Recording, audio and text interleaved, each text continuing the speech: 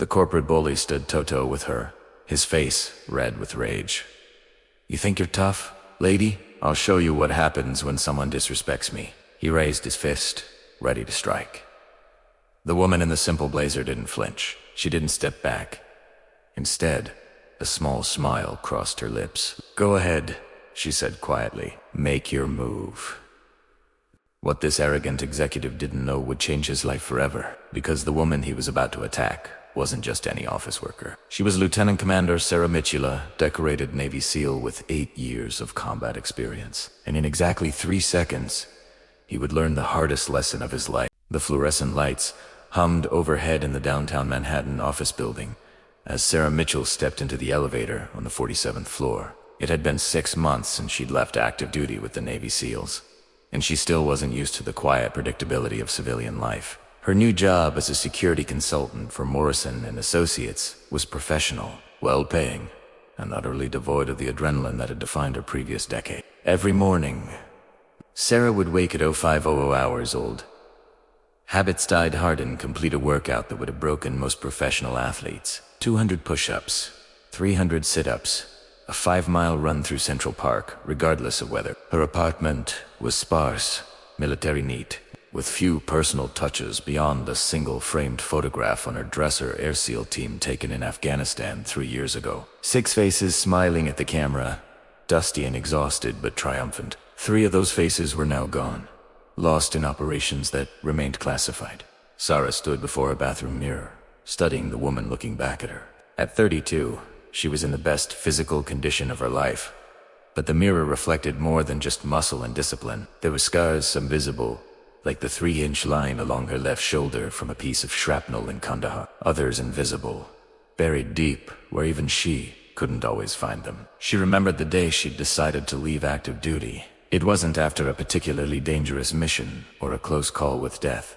It was after successfully completing an operation to rescue hostages from a terrorist compound. She'd done her job perfectly, neutralized threats, saved lives, but afterward, sitting in the transport helicopter heading back to base, she'd looked at her hands steady, capable, trained to kill, and wondered if there was more to life than the next mission. Her commanding officer, Captain James Reeves, had tried to talk her out of it. "Mitchell, you're one of the best operators I've ever seen," he'd said, sitting across from her in his cramped office at Naval Amphibious Base Coronado. "Male or female, you're top tier. Why walk away now?" "Because I've been at war for 8 years. Sir," Sarah had replied, "I want to know what peace feels like." Reeves had nodded slowly, understanding in his eyes. He'd been in the game long enough to recognize the signs of burnout, the soul-deep exhaustion that came from too many missions, too many close calls, too many friends lost. "What will you do?" "Security consulting, private sector. Morrison and Associates in New York offered me a position. Sitting behind a desk, reviewing protocols." Reeves had raised an eyebrow. "You'll go crazy in a week." Sarah had smiled. "Maybe that's what I need, to go a little crazy, in a safe, boring way for a change." Now, 6 months into her civilian life, Sarah was discovering that Reeves had been partially right. The work was mind-numbingly dull compared to her previous career. She spent her days reviewing security camera placements, writing reports on access control systems, and attending meetings about budget allocations for security personnel. Her colleagues were nice enough accountants, lawyers, financial analysts, but none of them understood what it meant to have operated in the dark corners of the world where policy ended and violence began. She pressed the button for the lobby, ready to head home after another long day of reviewing security protocols and writing reports that would likely be skimmed and filed away. It was Tuesday, the week was dragging, and Sarah was contemplating whether to grab takeout or actually cook something when she got home. Just as the doors began to close, a hand shot through the gap, forcing them back open. A janitor shuffled in, pushing a cleaning cart laden with supplies. He was an older man, probably in his 60s, with kind eyes and weathered hands that spoke of a lifetime of hard work. His name tag read Miguel. His uniform was clean but worn, and he moved with the careful deliberation of someone whose body had logged too many hours of physical labor. "Thank you for holding the elevator," Missy said with a gentle smile, his accent revealing his Latin American heritage. His English was clear, but carried the melodic cadence of Spanish.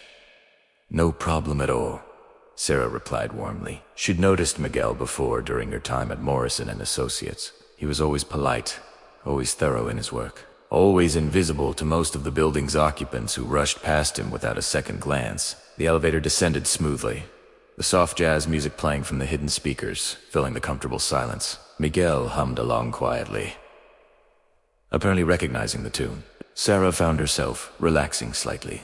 There was something peaceful about the moment, a small respite from the calculated professional interactions that filled most of her day. They passed the 45th floor, then the 44th.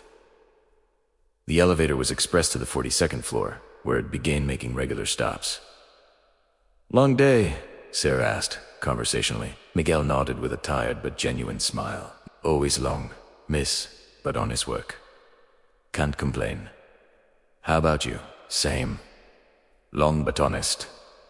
You're new here?" "Yes, I've seen you a few months now." "Security consultant?" Sarah was impressed. Most people never bothered to learn what the janitor knew about the building's occupants. "That's right. Since January." "Good work, security," Miguel said. "Important. Important keeps everyone safe." He paused, then added with a slight twinkle in his eye. "Though I think most people here, they don't think much about security until something goes wrong." Sarah laughed. "That's the truth." The elevator reached the 42nd floor and chimed. When the doors opened, the peaceful atmosphere shattered like glass. A man in an expensive suit stormed in, already talking loudly on his phone. Sarah recognized him immediately. Derek Thornton, one of the senior executives at Morrison and Associates. His reputation preceded him. Brilliant with numbers, terrible with people. Sarah had heard stories about him in the break room, whispered complaints from assistants who'd been reduced to tears, tales of public humiliations in meetings, rumors of HR complaints that somehow never resulted in consequences. Derek was in his early 40s, handsome in a sharp-featured way that was enhanced by his clearly expensive haircut and tailored suit that probably cost more than Miguel made in a month. Everything about him screamed success and self-importance, from his Rolex to his Italian leather shoes. "I don't care what the client says," Derek barked into his phone, not bothering to lower his voice in the enclosed space. "Tell them if they don't like our terms, they can take their business elsewhere. We're not some discount service. We're premium, and premium costs money.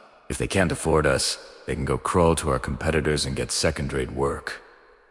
He paced the small space of the elevator like a caged animal, his free hand gesturing aggressively as he spoke. Sarah and Miguel both instinctively moved back, making room. No, Derek continued, his voice rising. "I don't want to hear excuses. I want results. You know what your problem is, Jenkins?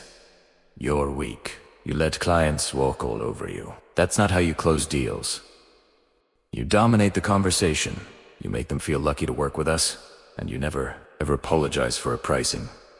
He ended the call with an aggressive jab at his screen, the motion violent enough that Sarah half expected the phone to crack. For a moment, there was silence in the elevator, the tension thick enough to cut with a knife. Derek finally seemed to notice the other occupants of the elevator. His eyes swept over Sarah with mild disinterest.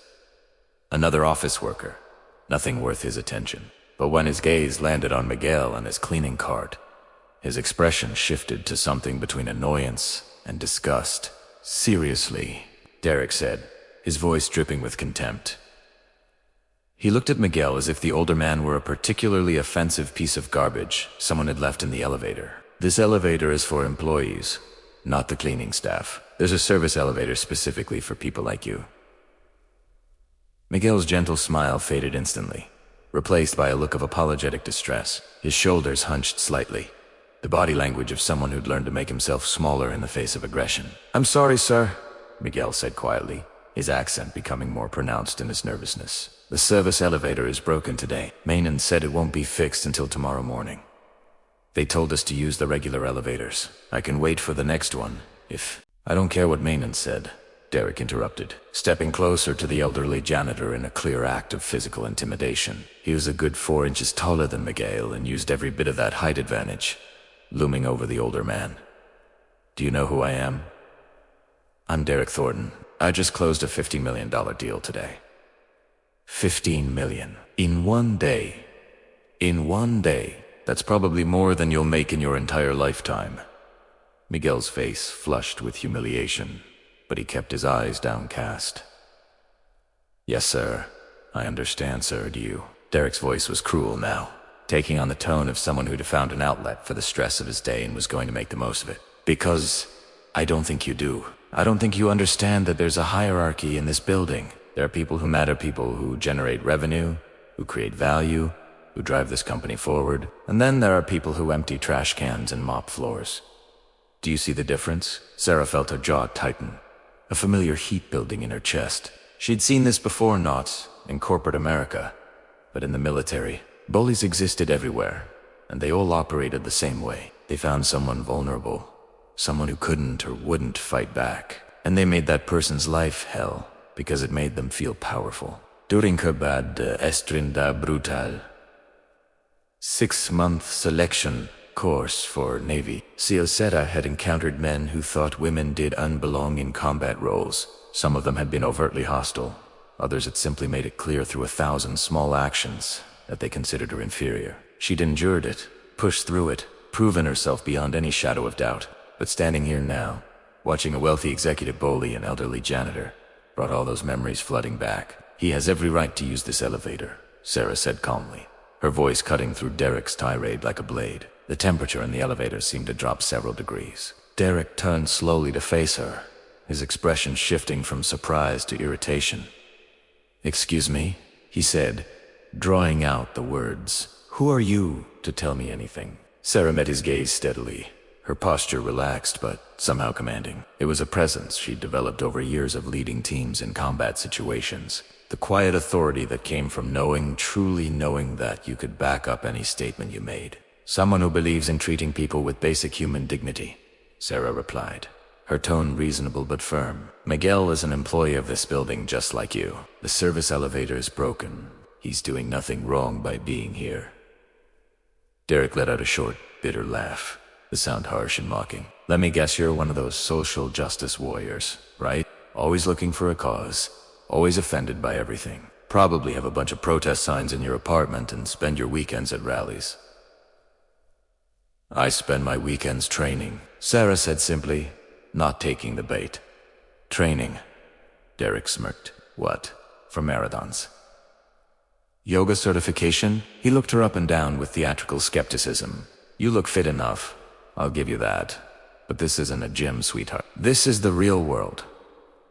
Sarah didn't respond immediately. She'd learned long ago that sometimes silence was more powerful than any comeback. She simply continued to look at Derek with that same calm, level gaze. Derek, thrown off by her lack of reaction, pressed forward.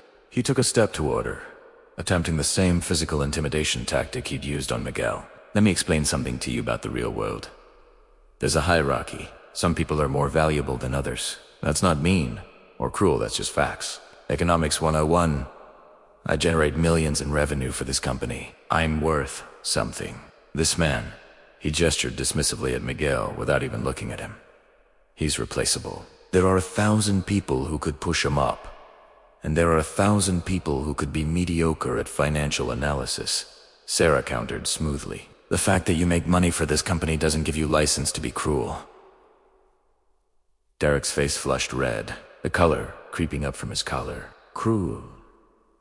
I'm stating facts. If that hurts his feelings, that's not my problem. Maybe he should have made better life choices. Maybe he should have stayed in school, gotten a real education, done something with his life instead of emptying garbage cans at 60.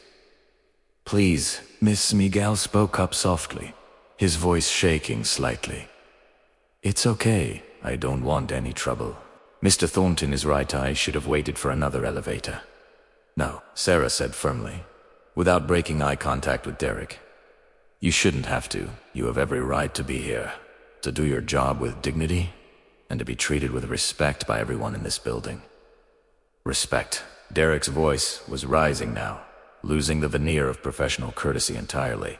"You don't understand. Respect. In the business world, respect is earned through achievement, through power, through demonstrating value. This man hasn't earned anything. He's nobody. He's invisible. And you know what? That's how it should be. The world needs people to take out the trash. Not everyone can be important. The elevator continued its descent to the 5th floor. 34 TH. 33 Sarah was aware of every passing second, calculating the time until they'd reached the lobby. Part of her that part therefore still a seal at heart was assessing threats, exits, positioning. It was automatic, ingrained so deeply that she couldn't turn it off, even when she wanted to.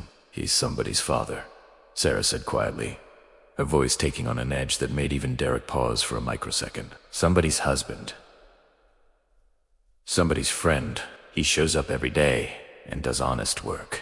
Probably harder physical work than you've ever done in your life. That's more respectable than anything you've described about yourself. The elevator dinged as it passed the 30th floor. Derek's expression had shifted from irritation to genuine anger now. His hands were clenched into fists at his sides, and Sarah could see the tension in his shoulders, the rapid breathing that indicated he was losing control of his emotions. "You've got a mouth on you," Derek said, his voice low and threatening. He stepped even closer to Sarah, invading her personal space in a clear attempt at intimidation. At this distance, Sarah could smell his expensive cologne, see the slight tremor in his jaw muscles. Maybe someone needs to teach you when to keep it shut. Sarah didn't move an inch. In fact, she seemed to relax further, her stance becoming almost casual. To anyone trained in reading body language, it would have been a warning sign, the stillness of a predator before it strikes. But Derek, for all his corporate success, was completely oblivious to the danger he was courting. "And you think you're the one to do that?" Sarah asked, a hint of amusement creeping into her voice. "Ms. Please," Miguel said nervously, his hands gripping his cleaning cart as if it were a life raft. "I don't want any trouble. I have grandchildren. I can't lose this job." Derek ignored him completely, his attention fixed entirely on Sarah now. This had become personal for him. In his world, people didn't stand up to Derek Thornton. They deferred, they agreed, they backed down. The fact that this woman, this nobody security consultant who probably made a fraction of his salary, was challenging him so directly had triggered something primal in his ego. "You think because you're a woman, I won't do anything?" Derek, I said, his voice barely above a whisper now, but somehow more menacing than his earlier shouting. "You think there are rules protecting you? I've been in boardroom battles that would make you cry. I've destroyed careers of people much more important than you. I've made grown men beg for their jobs. What makes you think you're special?" "I don't think I'm special," Sarah replied calmly. "I think you're a bully who's never faced real consequences for his behavior. And I think Miguel deserves better than to be verbally abused in an elevator while he's just trying to do his job." "Verbally abused?" Derek laughed, but there was no humor in it. "This is nothing. This is me being nice. You want to see verbal abuse? You want to see what I'm really capable of?" The elevator dinged again, 20th floor. They were getting closer to the lobby with each passing second. "Honestly," Sarah said, tilting her head slightly, as if considering the question seriously. "Not particularly. I'm more curious about what you think you're accomplishing here. Does making an elderly janitor feel small make you feel big? Does threatening a woman in an elevator make you feel powerful? Because from where I'm standing, you just seem sad." That was it. That was the final straw. Something in Derek's mind snapped, his face contorted with fury, veins standing out on his forehead, and he drew back his fist. "You want to see what happens when someone disrespects Derek Thornton?" he shouted, his voice echoing in the small space. "I'll show you what tough looks like. I'll show you what happens when you don't know your place." Time seemed to slow down for Sarah. She'd been in combat situations where decisions meant the difference between life and death. She'd had insurgents point weapons at her, had been in firefights where bullets cracked past her head, had made breach entries into rooms where enemies waited in ambush. This wasn't combat, but her training was hardwired into her nervous system. Responses coded so deeply that conscious thought was almost unnecessary. She evaluated the threat in the fraction of a second Derek Hesfist was drawing back. Untrained civilian, telegraphing his movements by at least half a second compromised balance. Due to anger and poor stance, no real fighting experience evident in his form, overconfident and underestimating his opponent. Threat level, minimal to none. Sarah ran through her options just as quickly. She could end this in under 2 seconds. A simple wrist lock and Derek would be on his knees, probably with a sprained wrist. A sweep of his forward leg, and he'd be flat on his back, all the air knocked out of his lungs. She could disarm him of his rage so quickly and efficiently that he would not even understand what had happened until it was over. But Sarah had learned something important over her years of service. Something that went beyond combat techniques and tactical training. She'd learned that the most powerful response wasn't always the most violent one. Sometimes, the greatest strength lay in restraint, in showing someone that they were no threat at all. "Go ahead," Sarah said quietly, not flinching even slightly as Derek's fist hung in the air between them. "Make your move." Derek hesitated, something in Sarah's complete lack of fear now. Not just lack of fear, but something that might almost be described as boredom gave him. Most people would have cowered. They would have backed away, put their hands up, shown some sign of intimidation or fear. Sarah stood perfectly still, perfectly balanced, with the bearing of someone who had faced actual danger and found this situation almost comically unthreatening. Her weight was distributed evenly on both feet. Her hands were relaxed at her sides. Her breathing was calm and controlled. If Derek had any training at all, he would have recognized the stance of someone who knew how to fight. But he had no such training. All he could process was that this woman wasn't reacting the way she was supposed to. "What's wrong?" Sarah asked, her voice taking on an almost mocking tone. "I thought you were going to show me what tough looks like." "I'm right here. I'm not running away. So go ahead, show me." The elevator dinged Jalabi level. The doors began to open with their characteristic pneumatic hiss. Derek's fist was still raised, trembling now with adrenaline and indecision. Doubt had crept into his eyes, visible even through his anger. He wasn't sure anymore. This woman wasn't reacting the way people were supposed to react when he threatened them. There was something wrong here, something he couldn't quite identify, and that uncertainty was paralyzing him. As the doors opened fully, revealing the busy lobby beyond with its marble floors and bustling evening crowd, Derek suddenly found himself face to face with Carl Henderson, the CEO of Morrison and Associates, who'd been waiting for the elevator. His phone in hand, Carl Henderson was in his late 50s, a distinguished man with silver hair, and the kind of commanding presence that came from 30 years of building a successful company from the ground up. He was known to be fair but exacting, a leader who valued results, but also integrity. He looked up from his phone, ready to step into the elevator, and froze as he took in the scene before him. Derek Thornton, one of his senior executives, with his fist raised in a clear threatening posture toward a woman. An elderly janitor pressed against the back of the elevator, his face pale with fear, and Sarah Mitchell, the new security consultant, standing calm and unmoved in the center of it all. "Derek," Carl said slowly, his voice carrying the weight of authority and disappointment. "What the hell is going on here?" Derek's fist dropped immediately, as if he'd been caught with his hand in the cookie jar. His face went through a rapid series of expressions: shock, panic, calculation before settling on something that was probably meant to be innocent but came across as shifty. "Mr. Henderson," Derek said, his voice jumping up half an octave. "I was just this woman, was we? We're having a discussion, and a discussion." Carl's eyebrow rose. "With your fist raised, that's an interesting definition of a discussion."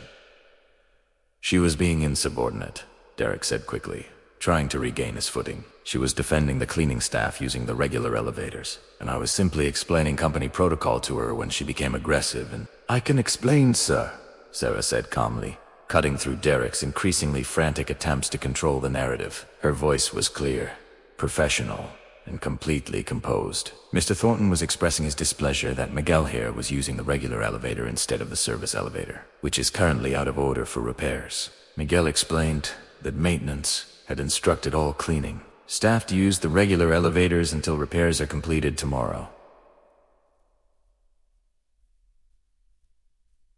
Carl's eyes flicked to Miguel, who nodded nervously in confirmation. Sarah continued, "When I suggested that Miguel had every right to use this elevator and pointed out that he was simply following maintenance's instructions, Mr. Thornton became increasingly aggressive. He made several disparaging comments about Miguel's value as an employee and as a person. When I continued to defend Miguel's right to basic dignity and respect, Mr. Thornton escalated to threats of physical violence, culminating in what you just witnessed. It was a perfect, concise summary, the kind of clear, factual report that Sarah had learned to give during mission debris. No emotional language, no embellishment. Just facts presented in chronological order. It was devastating in its simplicity. "Is this true, Derek?" Carl asked, though his tone suggested he already knew the answer. "She's exaggerating," Derek said quickly, but there was desperation in his voice now. "We were having a heated discussion and things got a little out of hand. But I would never actually—" "There's a camera in the elevator," Sarah pointed out helpfully, nodding toward the small dome in the ceiling. "I'm sure security would be happy to pull the footage if there is any dispute about what occurred." Derek's face went pale. In his rage, he'd completely forgotten about the security cameras. Morrison and Associates had cameras in all their elevators, upgraded just 2 years ago to high-definition models with excellent audio recording capabilities. Every word he'd said, every threatening gesture he'd made, it was all recorded. "The cameras," Derek stammered. "I mean, yes, but context is important. The footage won't show it, won't capture the full. It'll capture enough," Carl said coldly. His expression had hardened into something that Sarah recognized from her military days, the look of a commander who just discovered that one of his soldiers had violated the rules of engagement, disappointed, angry, and absolutely resolved to take action.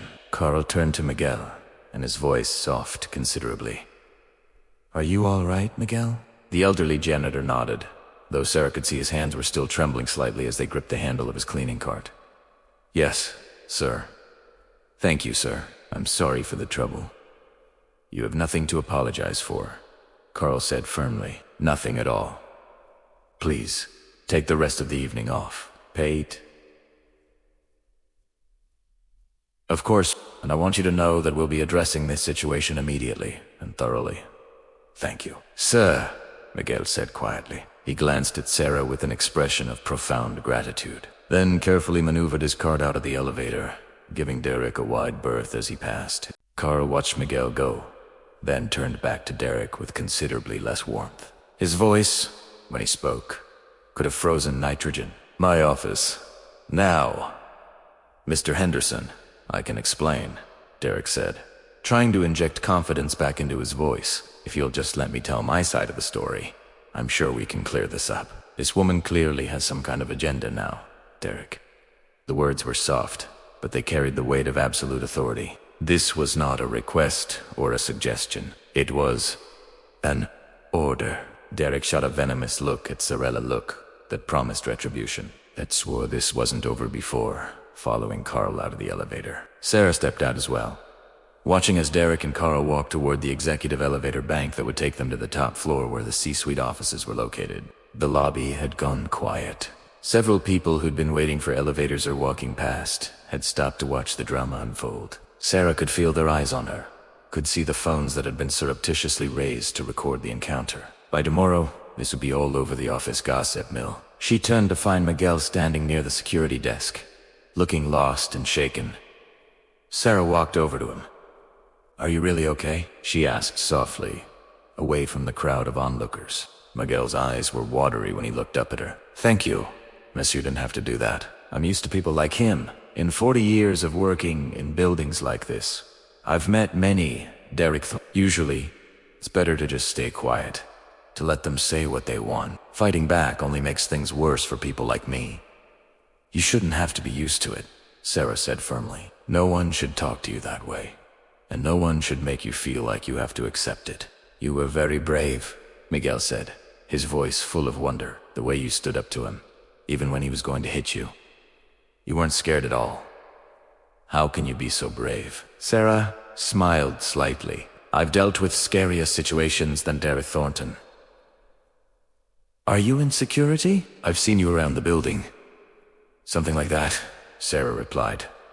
"I'm a consultant. I evaluate security protocols and procedures."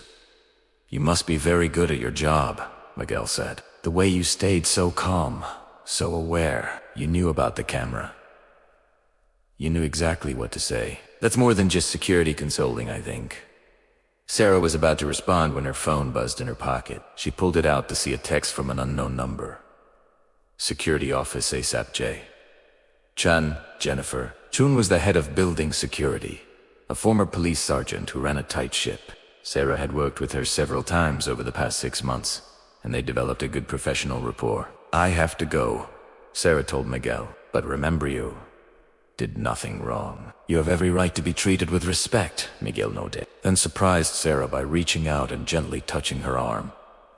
"Thank you," he said simply, "for seeing me as a person." Those words stayed with Sarah as she made her way through the lobby to the security office, located on a lower level accessible by a separate elevator bank. It was a sobering reminder of how invisible people like Miguel were in spaces like this. How radical it apparently was to simply treat someone with basic human decency. The security office was exactly what you'd expect: a long room lined with monitors showing feeds from cameras throughout the building, ergonomic chairs for the security staff who monitored them, and a separate glass-walled office in the back for the security director. Jennifer Chun was waiting for Sarah, standing in front of a monitor with her arms crossed. Jennifer was in her early 40s, compact and fit, with short black hair and sharp eyes that missed nothing. She'd served 12 years with the NYPD before transitioning to private security, and she'd brought all her cop instincts with her. "I just got a call from Carl Henderson's office," Jennifer said without preamble. "They want the elevator footage from car 7 for the last 30 minutes. Want to tell me what happened?" Sarah gave her the same concise summary she'd given Carl, sticking to facts and timeline. Jennifer listened without interrupting, her expression neutral, but her eyes alert. "Derek Turnton," Jennifer said when Sarah finished. She shook her head slowly. "I've had 3 complaints about him in the past year. 1 from his assistant, 2 from other employees, all involving aggressive behavior, threats, verbal abuse. HR always sided with him. He's too valuable to the company, they said. Brings in too much revenue." "What happened to the people who complained?" Sarah asked, though she suspected she already knew the answer. 2 of them no longer work here. The 3rd transferred to a different department and asked specifically never to work with Thornton again. Jennifer pulled up the footage on her monitor. "Let's see what the camera caught." They watched in silence as the scene played out on the screen. The elevator footage was remarkably clear, both video and audio. They watched Derek storm into the elevator, heard his aggressive phone call, saw his contemptuous treatment of Miguel, witnessed his escalating confrontation with Sarah, and watched it all culminate in that moment when his fist drew back. "Jesus," Jennifer muttered. "He actually raised his fist. That's assault. Even without contact, threatening violence is assault. Will the company press charges?" Sarah asked. Jennifer gave her a look that was equal parts cynical and resigned. "In my experience, no. They'll handle it internally, fire him quietly, give him a severance package with a non-disclosure agreement attached, sweep the whole thing under the rug. That's how these places work. It's all about protecting the company's reputation." She was right, of course. Sarah had seen similar things in the military incidents that should have resulted in court-martials, instead handled through administrative channels. Problems buried rather than solved. Different world. Shame politics. But this time might be different, Jennifer continued, her expression thoughtful. "Carl Henderson was there. He saw it directly. And from what I know about him, he doesn't tolerate this kind of behavior. Plus, with witnesses and clear camera evidence, the liability issues are significant. If they don't act decisively, they're opening themselves up to lawsuits. From Miguel, from Anjoni, hostile work environment claims, failure to protect employees, enabling a pattern of abuse. You said there were other people in the lobby who saw what happened." Sarah nodded. "At least a dozen. Some of them were recording on their phones. Then this isn't going away quietly." Jennifer turned off the monitor. "I've sent the footage to Henderson's office. Whatever happens next is above my pay grade. But Sarah, you did the right thing. I know it might not feel like it right now, but you did."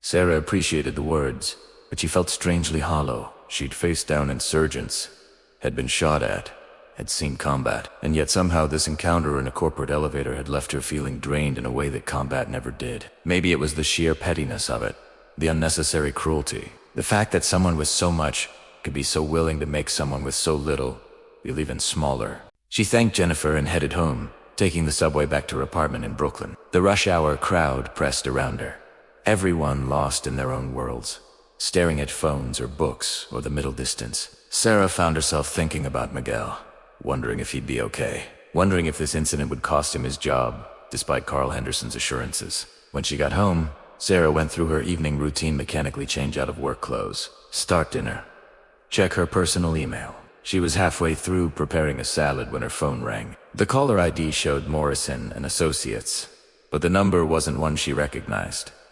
"Hello, Ms. Mitchell. This is Carl Henderson." The CEO's voice was tired but firm. "I'm sorry to call you after hours, but I wanted to speak with you directly about what happened today, of course. Sir, I've just reviewed the elevator footage, all of it. From the moment you got on to the moment the doors opened in the lobby. There was a pause, heavy with meaning. I need to tell you that Derek Thornton no longer works for this company." Sarah blinked in surprise. That had been fast, impressively so. "You fired him. We mutually agreed that it was time for him to pursue other opportunities," Carl said with the careful phrasing of someone who'd clearly already run this past the legal department. "Let me be clear. Ms. Mitchell have dealt with complaints about Derek's behavior before, but I didn't realize how bad it had gotten. I thought we were dealing with someone who was occasionally abrasive, not someone who was willing to threaten physical violence against colleagues. What about Miguel? Is his job secure?" "Miguel?" Carl sounded surprised by the question. "Of course, he's done absolutely nothing wrong. In fact, I've asked HR to reach out to him tomorrow to make sure he knows that we value his service to this company and to apologize for what he was subjected to." There was another pause, and Sarah could hear papers rustling in the background. "Ms. Mitchell, I need to ask you something. I watched that footage 3 times. When Derek raised his fist at you, you didn't even blink. You didn't flinch, didn't step back, didn't show any fear at all. In fact, you seemed to invite him to take a swing at you. That's either incredibly brave, incredibly foolish, or you had a very good reason to believe he couldn't hurt you."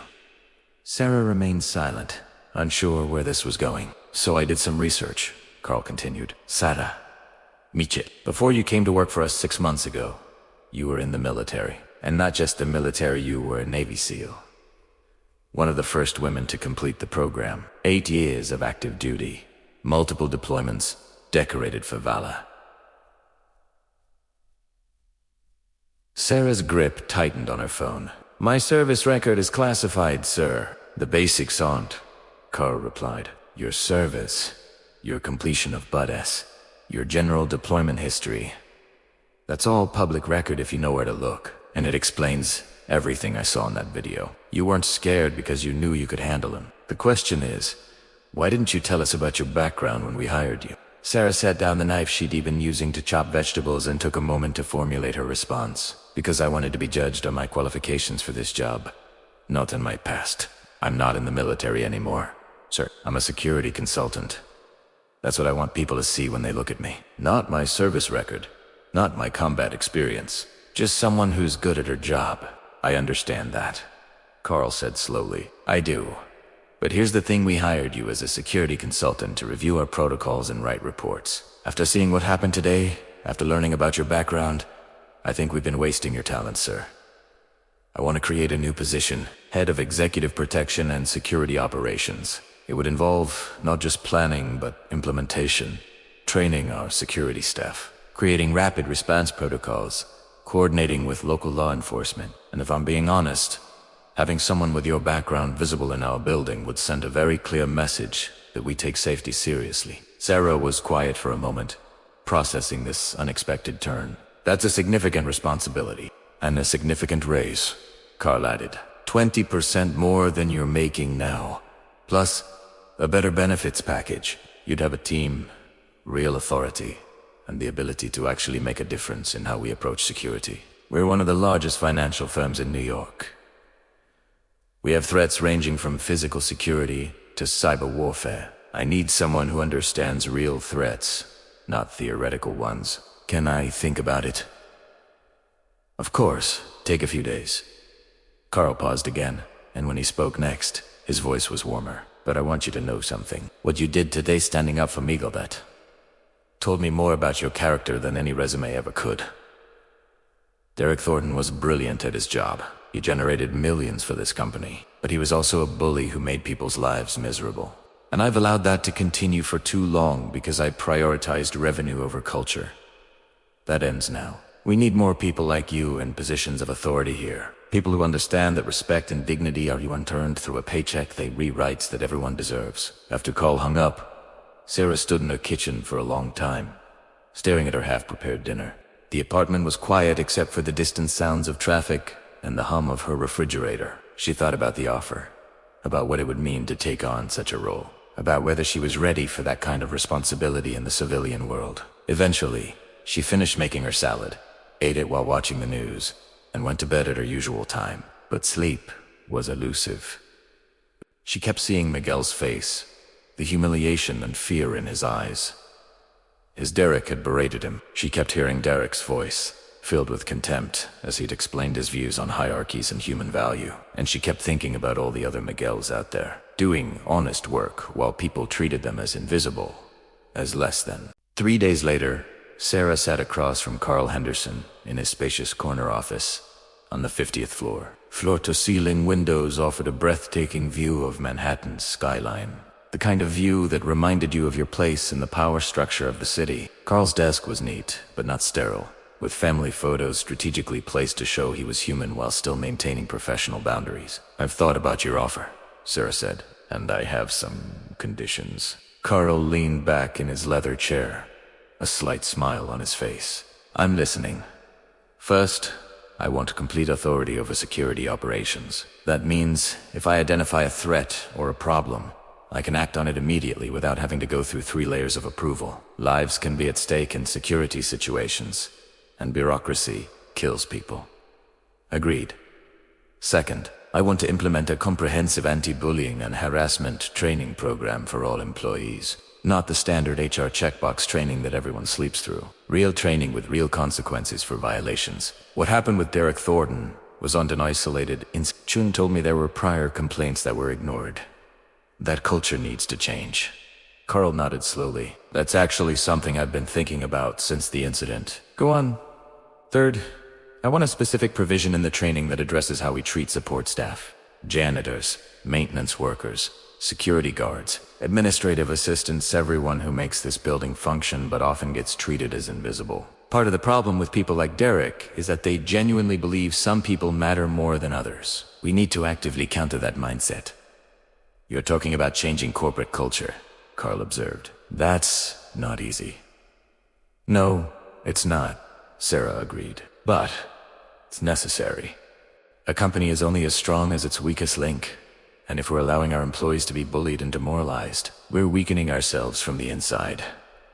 Carl was quiet for a moment, studying her with those sharp executive eyes that had built an empire. "You know, I've hired a lot of people over the years. Most of them negotiate for salary, benefits, vacation time. You're negotiating for principles. That's refreshing." "I've spent 8 years fighting for something bigger than myself," Sarah said simply. "I'd like to continue that in some form." "All right," Carl said, extending his hand across the desk. "You have a deal. All 3 conditions accepted. When can you start in your new role?" Sarah shook his hand, feeling the firmness of his grip. "I'll need 2 weeks to document my current projects and transition them to whoever takes over my old position. Then I'm all yours." Perfect. Perfect. I'll have HR draw up the new contract and get it to you by end of day. Welcome to the executive team, Ms. Michelle." As Sarah left Carl's office, she felt something she hadn't experienced in months. A sense of purpose. For the first time since leaving the Navy, she had a mission that mattered. The next 2 weeks were a whirlwind of transition meetings, documentation, and planning. Sarah met with Jennifer Chun multiple times to discuss the current security structure and identify areas for improvement. She met with HR to discuss the harassment training program. She met with department heads to understand their specific security concerns. And she made a point of seeking out Miguel. She found him on the 38th floor one evening, carefully mopping the hallway outside the conference rooms. He looked up in surprise when he saw her approaching. "Miss Mitchell," he said, a warm smile breaking across his face. "I heard about your promotion. Congratulations." "Thank you, Miguel. How have things been for you since the incident?" Miguel's smile faded slightly. "Honestly, better. People have been kind. They say hello more often, hold doors, ask how I'm doing. Even Mr. Henderson stopped to talk to me yesterday. He apologized for what happened and said the company values my service. I've worked here for 15 years, and that was the first time the CEO has spoken to me directly. That's good to hear. It's because of you, Miguel said softly. What you did changed something. I've talked to other cleaning staff, other maintenance workers. They've noticed the difference too. People are treating us more like people. You are always people, Miguel. Some folks just needed a reminder. Miguel set down his mop and reached into his pocket, pulling out a small, worn photograph. This is my daughter, Maria, he said, showing Sarah the picture of a young woman in a high school graduation gown. She asked me about you. I told her about what happened in the elevator. She wants to join the military now. Says if you can be a Navy SEAL, maybe she can too. Sarah looked at the photo, seeing the pride and determination in the young woman's eyes. What's Maria studying? She just started community college. Criminal justice. She talks about serving her country, protecting people. Before, she wanted to be a nurse, but after hearing about you, she says she wants to do more. Being a nurse is doing more, Sarah said carefully. Serving your country comes in many forms. Miguel, the military isn't the only way to make a difference. I know. But she's determined. She has your fire, I think.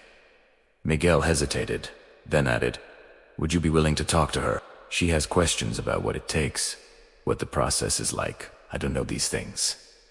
Sarah felt a weight settle on her shoulders. She remembered the young woman she'd been at 17, full of idealism and determination, not yet understanding what she was signing up for. She thought about the friends she'd lost, the scars she carried both visible and invisible, the price of service that recruiting posters never mentioned. But she also thought about the pride of earning that trident, of being part of something bigger than herself, of having the skills and courage to protect others when it mattered most. Tell her to call me, Sarah said, handing Miguel her card. I'm happy to talk to her about the reality of military service, the good, the bad, and the difficult. If she's serious about this path, she should know what she's getting into. Miguel's eyes filled with tears. Thank you. You've given her a hero to look up to. We all need heroes, Sarah replied. And for what it's worth, Miguel, you're one too. You showed up every day with dignity and kindness, even when people treated you poorly. You raised a daughter who wants to serve her country. That takes its own kind of courage. After Miguel left to continue his rounds, Sarah stood alone in the empty hallway, looking out the floor-to-ceiling windows at the city below. Somewhere down there, in those millions of buildings and countless lives, there were other Miguels, other people doing honest work, trying to provide for their families, hoping for a little respect and dignity. And there were other Derek Thorntons too, bullies who'd learned that cruelty could be rewarded, that power could be used to hurt rather than protect, that some people's pain didn't matter as long as the revenue kept flowing. Sarah had spent 8 years fighting external enemies. Now, she was going to fight internal, once the corporate cultures that enabled abuse, the hierarchies that dehumanized workers, the systems that prioritized profit over people. It was a different kind of mission, but it was still a mission worth fighting for. Sarah's first day in her new role began at 06:00 hours. Old habits died hard, and she saw no reason to change a routine that had served her well for over a decade. She arrived at Morrison and Associates before most of the building's occupants, using her new executive access card to bypass the main security desk and head directly to her office. The office was significantly larger than her previous workspace at Corner Office on the 48th floor, with windows offering views of both the Hudson River and the city skyline. It still felt too big, too luxurious for someone who'd spent years operating out of forward operating bases where office meant a folding table and a tent if you were lucky. Her first order of business was meeting with her new team. Carl had allocated budget for 5 additional security personnel to work directly under Sarah's command. She'd spent the past week reviewing applications and conducting interviews, and today she was announcing her selections. At 08:00, she gathered the existing security supervisors in the main conference room. Jennifer Chun was there, along with Thomas Rivera, night shift supervisor, Kesa Washington, weekend supervisor, and Marcos Cole, special events coordinator. Sarah had asked them all to arrive early for this meeting. Good morning, Sarah began, standing at the head of the table rather than sitting. It was a subtle power move, but an important one, establishing from the start that she was comfortable in a leadership role. As you all know, I'm taking over as head of executive protection and security operations. I want to start by saying that I'm not here to tear down what you've built. Jennifer, Thomas, Keisha Markusuv, all been doing excellent work under challenging circumstances and limited resources. My job is to give you the tools and support you need to do even better. She pulled up a presentation on the screen, showing a new organizational chart. We're expanding the team with 5 new positions. I've completed the interviews and background checks, and I'm announcing the hires today. These are UNG's warm bodies to fill spots We looked for people with specific skill sets that complement what we already have. Sarah clicked to the next slide, showing a photo of a woman in her early 30s with sharp eyes and a military bearing. First, Samantha Torres, former Marine Corps military police, 8 years of service, including deployments to Iraq and Afghanistan. She is going to head up our physical security operations and train our existing guards on threat assessment and response protocols. Next slide. A man in his 40s with a calm, professional demeanor. David Kim. 20 years with the Secret Service. Specialized in executive protection. He's going to develop and implement our VIP protection protocols for company executives and high clients. Click.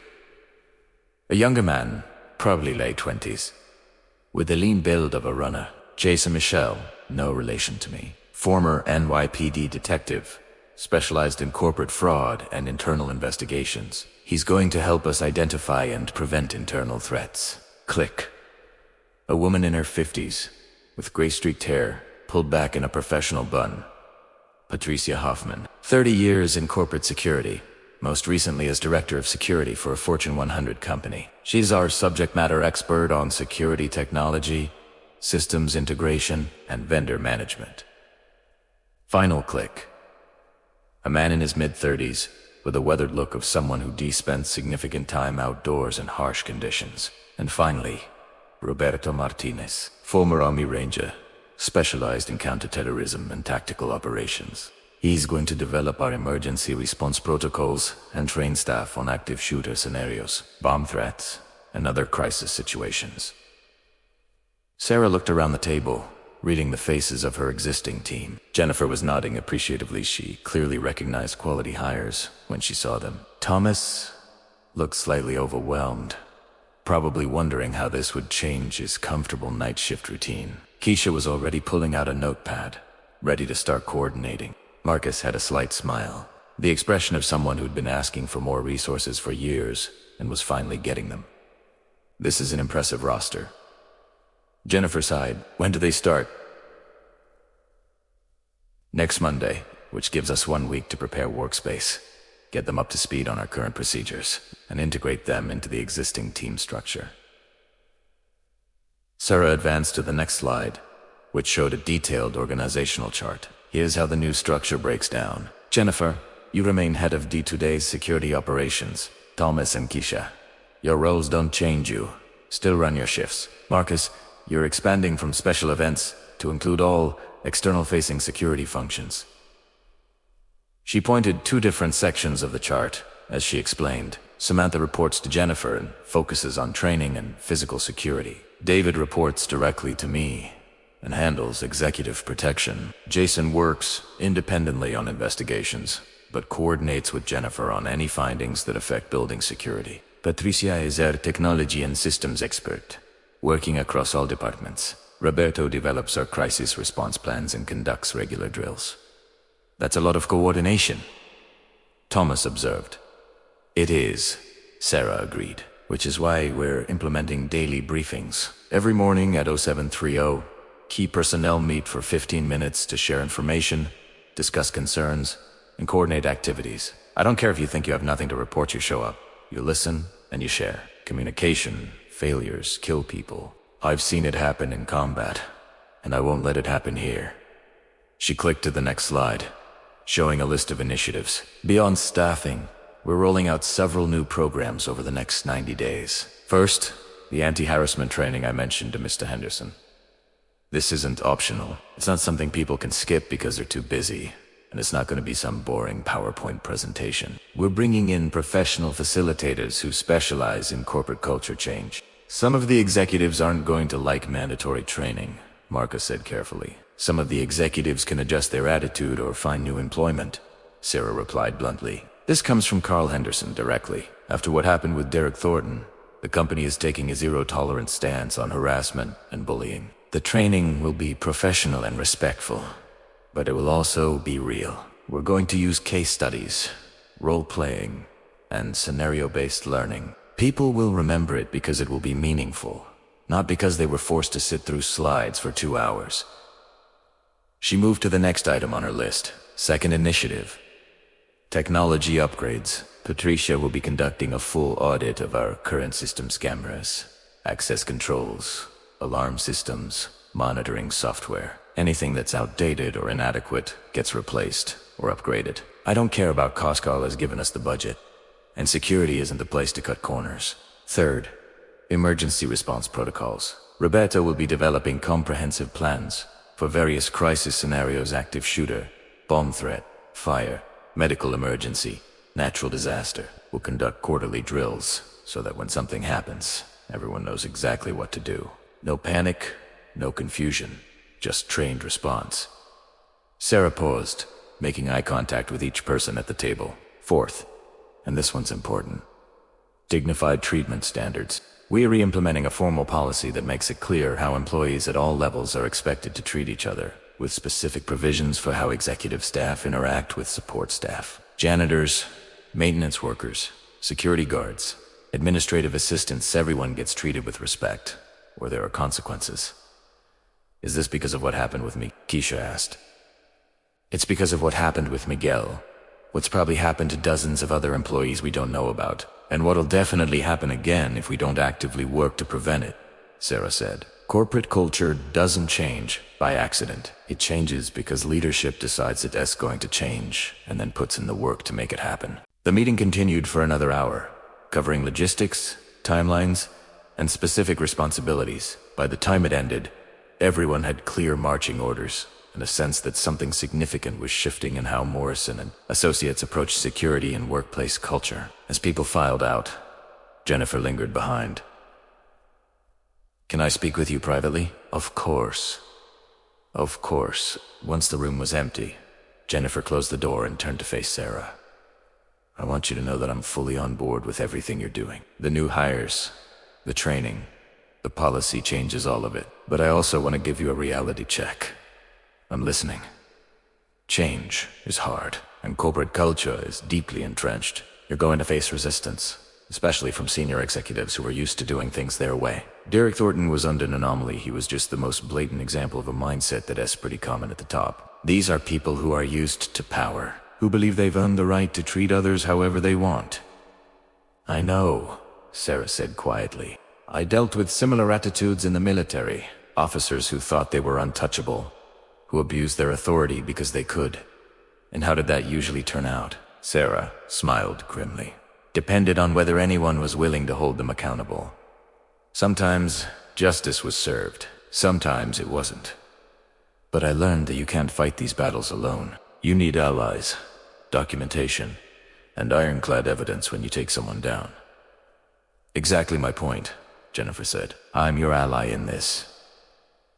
So is Carl Henderson, clearly. But make sure you're documenting everything, keeping records, building your case. Because the first time you have to fire or discipline a senior executive for harassment, they're going to come after you with lawyers, with claims that you had a vendetta, with every trick in the book to protect themselves.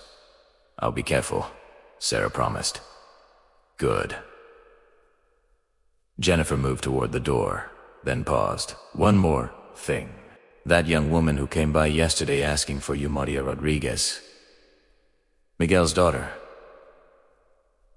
What about her? She waited in the lobby for 2 hours, hoping to catch you. She seems really serious about this military thing. I talked to her a bit. She's got fire. I'll give her that. But she's also 17 and doesn't really understand what she'd be signing up for. Sarah nodded slowly. I promised Miguel I'd talk to her. Give her the real story, not the recruiting poster version. That's good, Jennifer said, because that kid is looking at you like you're a superhero. And maybe you are, in some ways. But superheroes don't have to deal with PTSD, physical injuries. and the reality that sometimes no amount of training or skill is enough to save people you care about. After Jennifer left, Sarah sat alone in the conference room, thinking about Maria. The young woman who wanted to follow in her footsteps, who saw the Navy SEAL, who stood up to a bully and thought that was the whole story. She should tell Maria about the night missions where everything went wrong, about watching friends die, despite doing everything right, about the weight of command decisions, where every choice meant someone might not make it home, about the years of therapy to deal with trauma, the nightmares that still came sometimes, the way loud noises could still make her flinch even 2 years after her last deployment. But she should also tell Maria about the pride of serving something bigger than yourself, about the bonds forged with teammates who became family, about the satisfaction of protecting people who couldn't protect themselves, about becoming someone you never imagined you could be. It was complicated, like everything else about military service. Nothing was simple, nothing was clear-cut. You just did your best and hoped it was enough. Sarah's phone buzzed. A text from an unknown number. Ms. Mitchell, this is Maria Rodriguez. My father gave me your number. I know you're busy, but could we maybe meet? I have so many questions. Maria Sarah stared at the message for a long moment, then typed her reply. Coffee tomorrow, 1600 at the Starbucks on West 47th. We'll talk about everything, the good, the bad, and the parts recruiting posters don't mention. The response came back almost immediately. Yeah, thank you so much. I'll be there. Sarah smiled despite herself. That enthusiasm, that determination, she remembered feeling exactly that way once. Young and certain that she could take on the world, that nothing could stop her, if she just worked hard enough and wanted it badly enough. Life had taught her differently, but maybe that was okay. Maybe Maria needed to learn those lessons herself, in her own time. All Sarah could do was be honest, be real, and make sure the young woman knew what she was getting into.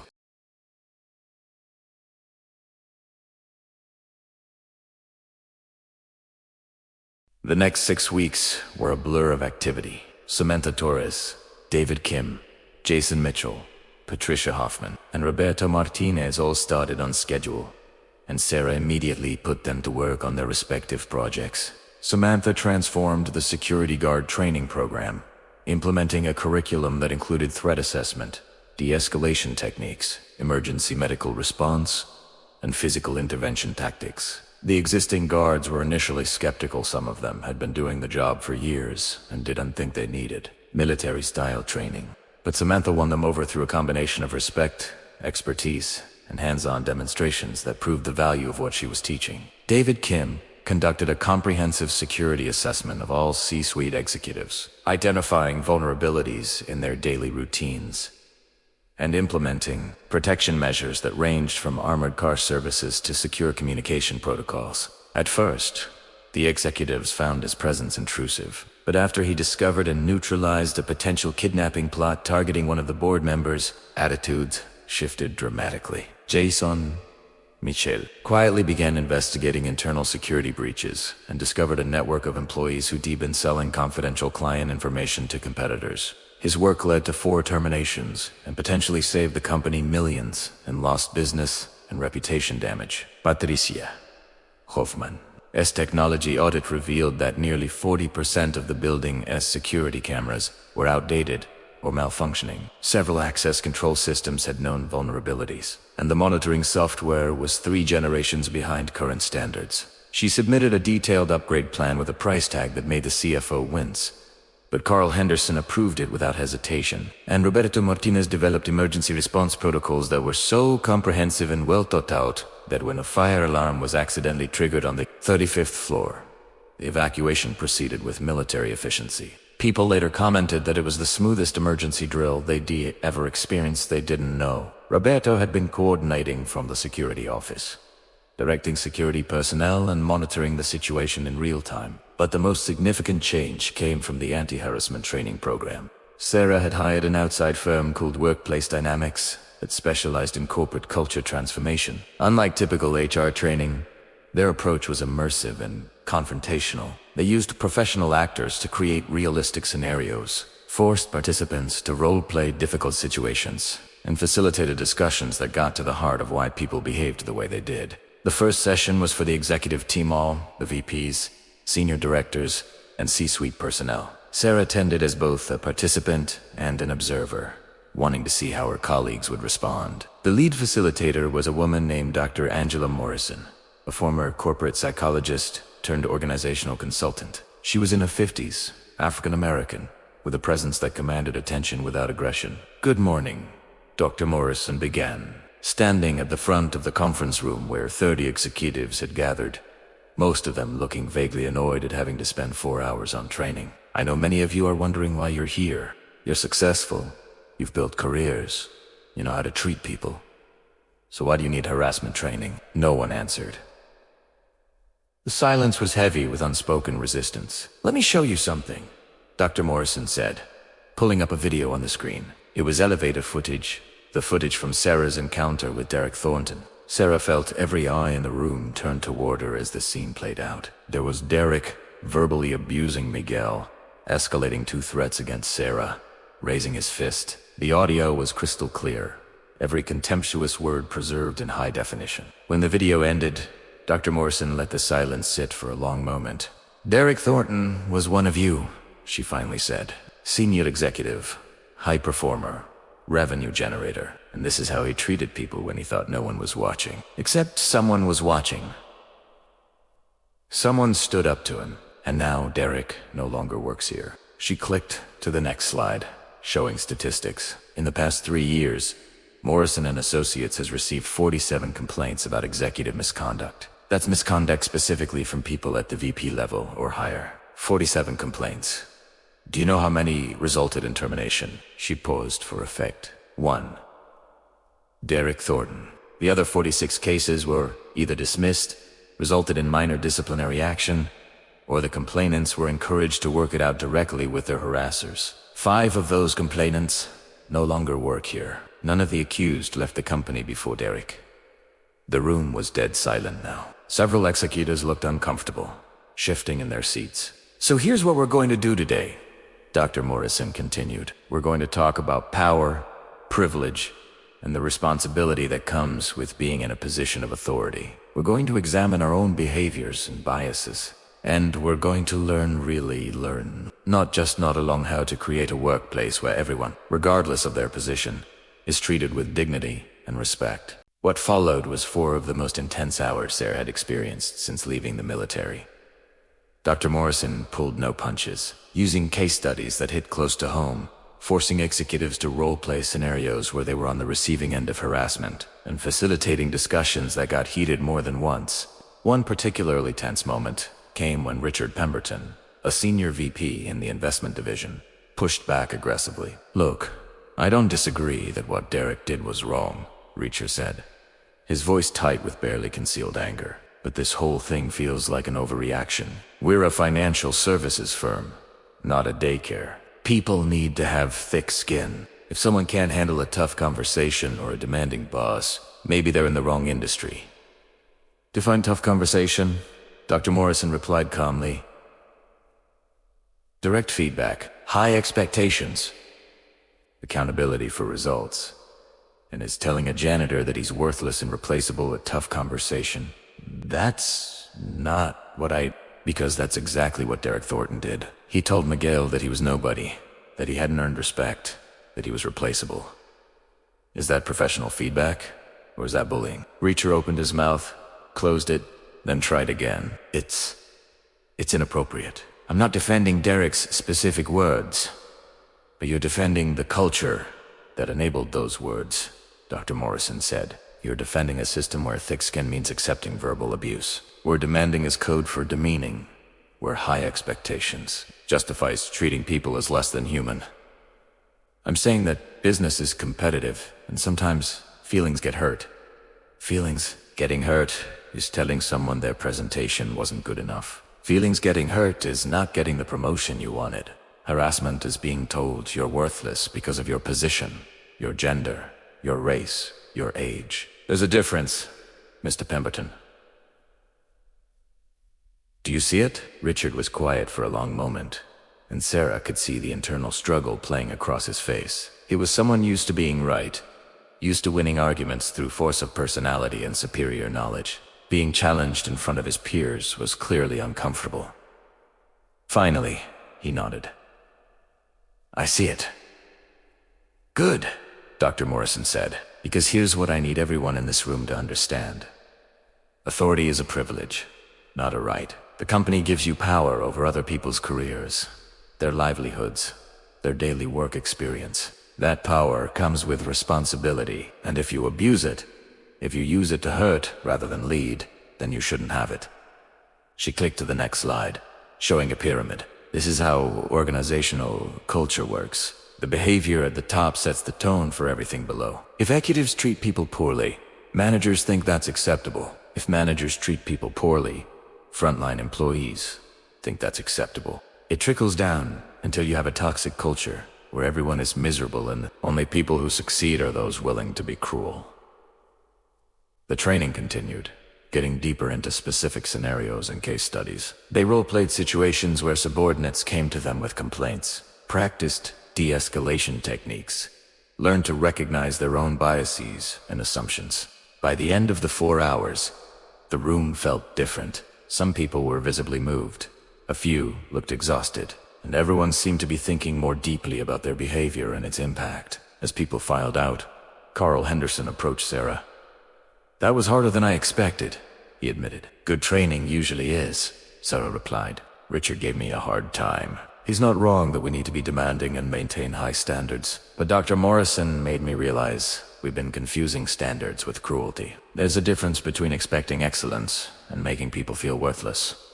"There is," Sarah agreed. Carl was quiet for a moment, watching the last of the executives leave. Derek Thornton worked here for 12 years. 12 years. And in all that time, how many people did he hurt? How many Miguels were there that we don't know about? How much damage did I allow because he was good at his job? "You can't change the past," Sarah said gently. "You can only change what happens going forward." "Forward," Carl repeated. "Right. Well, going forward, we're doing this training for every employee, every department, every level, everyone. If I'm going to demand culture change from the top, I need to extend it all the way through the organization. That's a significant undertaking." "It's necessary," Carl said firmly. "Dr. Morrison is going to put together a schedule. I want everyone trained within 6 months, and then annual refreshers. After that, this doesn't end. It becomes part of who we are as a company." Maria's decision. Sarah met Maria Rodriguez at the Starbucks on West 47th Street on a Tuesday afternoon. The coffee shop was moderately crowded with the post-lunch crowd, a mix of business people, students, and tourists. Taking a break from exploring the city, Maria was impossible to miss. She sat at a corner table, practically vibrating with nervous energy, checking her phone every 30 seconds. She was 17 but looked younger, with her father's kind eyes and a determined set to her jaw that reminded Sarah of herself at that age. "Maria," Sarah said, approaching the table. The young woman jumped up so quickly she almost knocked over her untouched latte.